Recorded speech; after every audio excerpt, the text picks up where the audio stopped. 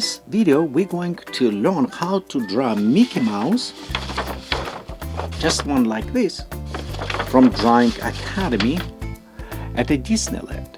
This is a great session, and if you ever be there, I highly recommend for you to go, because you can learn how to draw a lot of different characters. And of course, if you want to learn more about how to draw this, it's plenty of other books available, like How to Draw Mickey and Friends, more about Mickey Mouse, and reason about Mickey Mouse is what we're going to learn how to draw. And as well, if you get to want more in animation everything, I would recommend for you to go on this animation survival book. This is actually a cool book because showing all type of animations. Don't worry about remember names. I put links to these books down below in description for you. So if you're interested, you can go. And of course, if you're very much interested in how Mickey Mouse was created, I would recommend for a little bit more serious read to look on this. This is one of the best biography of Walt Disney. To create cartoon or animations, you don't need very fancy equipment. When I was a little, this was actually my first camera, and it's a film camera, 8mm. I put it inside, and one nice thing about this, you just wind up just like this, and after you can hear it, it's still working.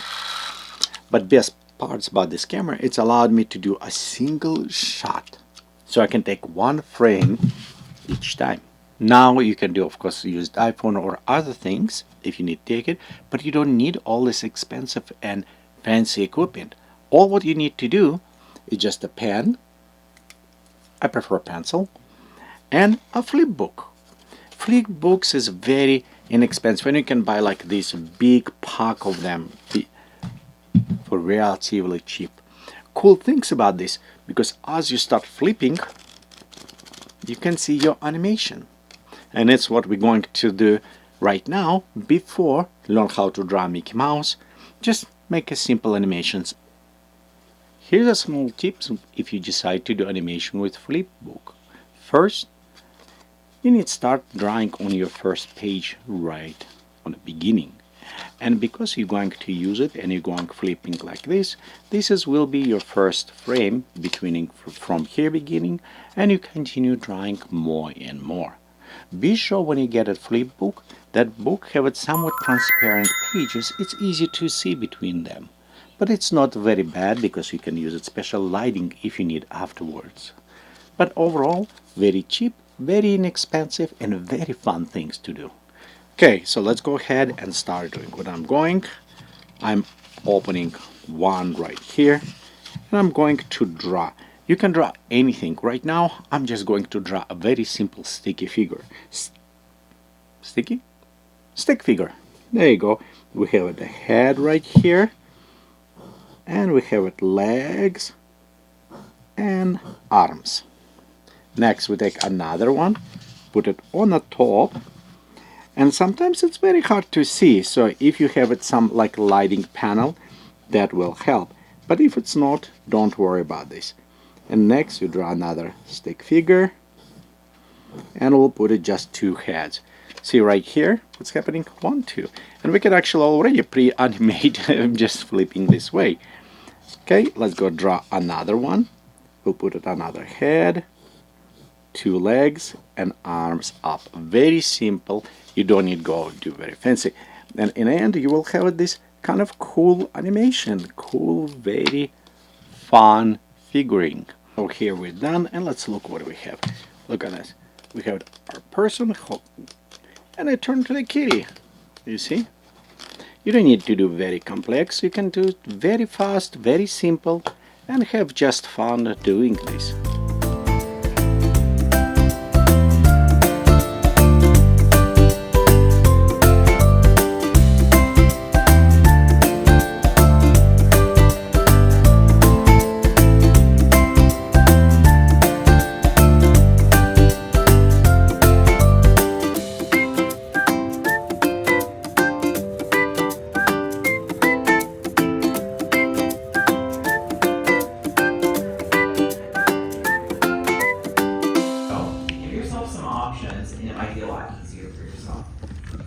Now, anytime that you draw a character, you want to use construction lines. And for Mickey, I always start with a vertical line.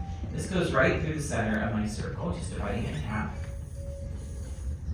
And I would say maybe about halfway up is where we place in Mickey's eye line. This is going to be a horizontal line, again, about halfway up that circle. Now, for those of you who are unfamiliar with the process of rough sketching, we usually start with an approach called general to specific, which means that we block in our largest and simplest shapes first so we can get a silhouette, and then we add in our details later. So for me, when I'm drawing a Mickey silhouette, I gotta add in those ears next, and these are gonna go about halfway between each of these construction lines. I've given myself a diagonal marker on each side. Now, I'm sure we all know Mickey's silhouette is made up of 3 circles, but what you might not realize is the proportion of the ears should be about half the size of his head. In fact, a lot of Disney animators refer to the head as a quarter and the ears as a dime. So that's kind of like, again, how you might want to picture it as far as the proportions for your Mickey. Once you've placed in these ears, that is our silhouette for Mickey. This is our foundation for the character. And now when we place the features, it's going to be a lot easier. The one that I always like to start with on Mickey's face is his nose. It goes right underneath where those lines meet. You want to place in a grape or an olive here, a little oval right underneath where those lines meet. But Mickey is typically animated in 2-dimensional style. And so for characters who are drawn this way, they have little tricks in their design that help create depth and dimension. So right above Mickey's nose, you want to place in this little hilltop or this rainbow here. And it makes it feel like his face comes out towards you. Now the snout line and the nose are also the first features that I'm going to go back and lock in on my drawing. And what this means is I'm going back and anything that I like in my drawing, I darken it in so it stands out in the sketch. On the flip side of this, anything you don't like, you want to leave it light so it fades into the background as you go. And if you do this, you're going to end up with a really great looking sketch because only the best version is going to be seen in the end. Now, in addition to locking in lines, something else that you might want to do for your drawing to make it look more finished is if you wanted to add in some tone or some shading, that's a great way to make your drawing look more complete. So for me, you can see here I'm just adding a little bit of tone for the nose. As far as expressions go, we always try to pick a facial expression that matches our character's personality and their temperament. So when you think of Mickey, is there a facial expression you think of? Smile. Smile, right? I mean, you've got Mickey on your shirt, right? Big smile on all those Mickeys. The smile goes about halfway between the nose and the chin. So I give myself like maybe a little marker to start off. And this smile is a large letter U shape that pulls from one side to the other. So I bring it up to the nose on one side, and I'm going to do the same thing on the other side here. Once you have a letter U shape for his smile, he's definitely going to start reading as a happy character with this smile, but this is not the most expressive or interesting facial expression we could give Mickey. And in animation, we do something that's called pushing poses or pushing expressions. And this is another way of saying we exaggerate, we go further, we stylize. And we do this for a few reasons. For one, it's a lot more fun to look at on screen. But 2, it also takes away that doubt, right? It makes it very clear what your character is feeling, and it really ensures that your audience is following your character's emotional arc. And so the first thing we do is we add in these creases on the ends of Mickey's smile. This makes it feel like his cheeks are being pushed up. It's a lot cuter this way. The other thing that we like to do is we give our characters what's called a laughing smile, which, as the name suggests, makes it feel like the character's laughing. And really what it is it's an open mouth smile. So this could also apply for like a character talking or singing. It feels more dynamic. Now with this smile open, inside we're going to see his tongue, which is 2 hillsides that overlap each other. So I placed in one hillside, and then a second one right next to it. If you wanted to give Mickey a set of teeth, you're totally welcome to. Mickey does have teeth. However, if you didn't notice this, many of Mickey's teeth kind of only show up when they're convenient. That actually is for a lot of our classic characters. So, for example, like if they're gritting their teeth, they're really mad, or they're eating something, the teeth show up. But then if they're smiling, the teeth all of a sudden are gone. You don't see them. So it's kind of like a little hack that artists use to make Mickey appealing at all times. Now, underneath his mouth, you want to add in a bottom lip or a chin for Mickey. And you want to use the letter U shape that you drew for his mouth as your guide. It's going to really run parallel to that. So I'm following the shape of the mouth, and I'm creating this extra little letter U shape for his bottom lip here. Now, does anybody know how old Minnie and Mickey just turned a few weeks ago? Trivia. Okay, I can help you guys out. You guys are I forget. Yeah, no I worries. definitely knew They it. just turned 95 years old. A lot of people kind of think they're around 100, which to be fair, the company just turned 100, so that's kind of why there's that association. But we marked the official debut of Minnie and Mickey as the release of Steamboat Willie, and that was on November 18th, 1928. This was technically not the first Mickey short, but the reason why we count this as the beginning is this was the first time audiences met Minnie and Mickey, and so we mark that as the beginning. Minnie and Mickey debuted in this short despite the other shorts being made first because Steamboat Willie offered something that the other two shorts didn't. In the 1920s, if you know your film history, you know that this was the era that marked the transition between silent films and what was called talking pictures at the time. And so similar things were happening in animation. Steamboat Willie was one of the first shorts ever to offer synchronized sound.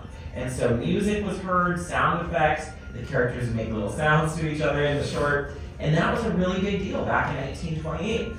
Whereas the other two Mickey shorts were considered the standard of the time. They were silent shorts, and that was totally fine, but Walt really wanted to get this new groundbreaking one out as soon as possible. I've added in these candy canes or hooks for Mickey's cheeks. Your goal is to keep him round and appealing. But we're also about halfway done, so I want to check in with you. We having a good time so far? Yeah. Okay, so far so good. Some stunned expressions, that's okay. All right, you're doing great so far, yeah, no worries. Just make sure you're caught up. We're going to add in the top half of Mickey's face for the second half. In fact, I want to add in the most important feature on the face next, which are the eyes. The eyes are so important in animation that drawing them in, that process is also called waking up the character. So it's really this feeling of before the eyes are added in, it's not quite them just yet.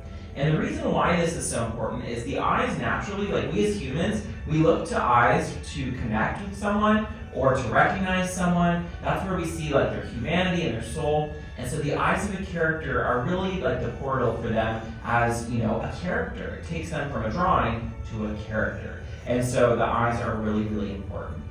Now, Mickey's eyes specifically, tall, narrow ovals, we call these surfboards in the sand because they're always peeking out from that snout line. That's what creates more depth within his face.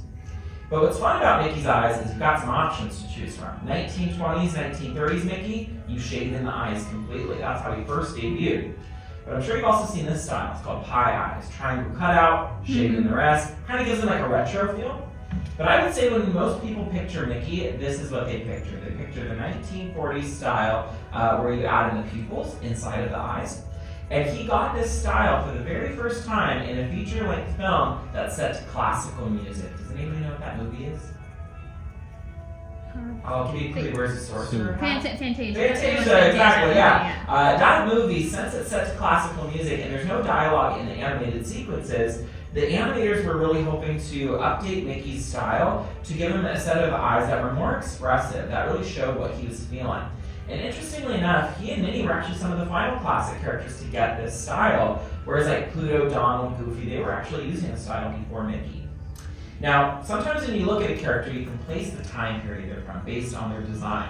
And for Mickey, his example or his giveaway that he's a 20s character is a frame around his face that's called a character mask. Starts off with a curvy letter V at the top of his head, kind of like you're drawing a widow's peak. And then you're going to bring down a large curved line on each side that lands on each cheek. So we'll often say when you've added in both sides of the character mask, you should see a heart shape or even a curved letter M shape.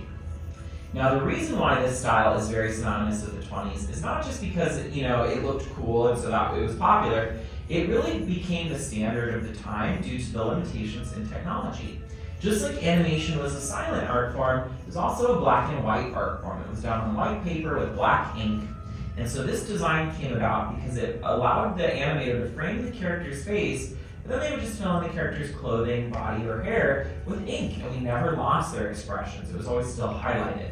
So you see this on Minnie, Mickey, Oswald the Lucky Rabbit, Felix the Cat, even Betty Boop, her hair is basically the character mask. And so, again, this is very much something that is associated with this decade of animation. I'm going back and locking in the remainder of Mickey's head. In fact, if you wanted to leave your Mickey as just classic, original Mickey, you're done at this point. You would just lock in everything. But as I mentioned at the beginning of class, I like to give Mickey a little holiday hat since it's that time of year. So I'm going to leave the ears light for right now, and I'm going to block in a set of C curves or parentheses in each ear. So it's almost going to look at first like I'm drawing like little devil horns on Mickey's head. Once you've drawn this in, you're going to connect the two with a little band at the top. So at this point, I see like a giant macaroni sitting on top of his head. If you have space and want to draw his hat sticking straight up, that always looks really cute. For me though, I like to have this folded over towards the left. So I pull from the right side of the band and I'm going to create this large little top that goes up and over towards the left side. And then I'm going to have the hat fall down towards the side of the space here. So I brought down this more steep line. Finally, pull from the left side of the band back to that same line. So it creates like an icicle or a little pizza slice. And then every Santa hat has that little poof ball at the end, right? So maybe the size of a marble or a dime is good for your sketch, depending on how big you're drawing. But let's go back. We actually lock in the entire hat first because the accessories on Minnie and Mickey are always placed in front. That's an official design rule for these two. So just think about Minnie's bow or Mickey's sorcerer hat or each of their steamboat hats. They're always in front of their ears, never behind. So this is something that's going to make Mickey feel very on model in your drawing. Now I'm going to go back and lock in whatever parts of the ears are still remaining from outside the hat here. So I don't need to lock in the entire ear. But once you've locked in the hat and the ears, that is the final step for drawing Mickey Mouse. Anything beyond this is extra credit. So if you're looking at your sketch and you're like, I think I need to add some holly or snowflakes to the hat, go for it. Or you want to draw more accessories or a background, totally fine.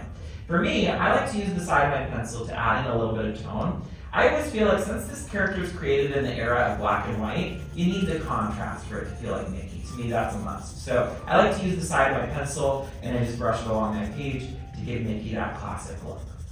Once you're done adding in your extra credit for Mickey, your very last step with every draw character is you want to find somewhere on your page to sign your name nice and proud because you've drawn your very own Mickey Mouse. All right, now that we're finishing up our sketches, did we end up having a good time? Yeah. Amazing. I want to see how you all did. It's our tradition to end with an art show. So whether you're done or not, on the count of 3, I want you to show off those drawings. Ready? 1, 2, 3. I'm going to start over here. Pretty perfect, Mickey. I like the nice dark liner, very clean. Love the sketchbooks, and I love how like perfect those proportions. Construction is. Tiniest Mickey ever, so cute and adorable. And I love his big happy smile and his hat. It's so cute. I love that you all went festive too. Give yourselves a round of applause. These are excellent. Very nice job on these drawings, everyone. Well, I'll give my sketch to you. You seem like you're having such a great time since the moment you walked in. That's for you. And we have classes all day, friends. Feel free to come back again. If not, enjoy the rest of your day. Class is dismissed. How about a great big round of applause for Josh, everybody? Well, thank you all for joining us here at the Animation Academy. The door's on your left.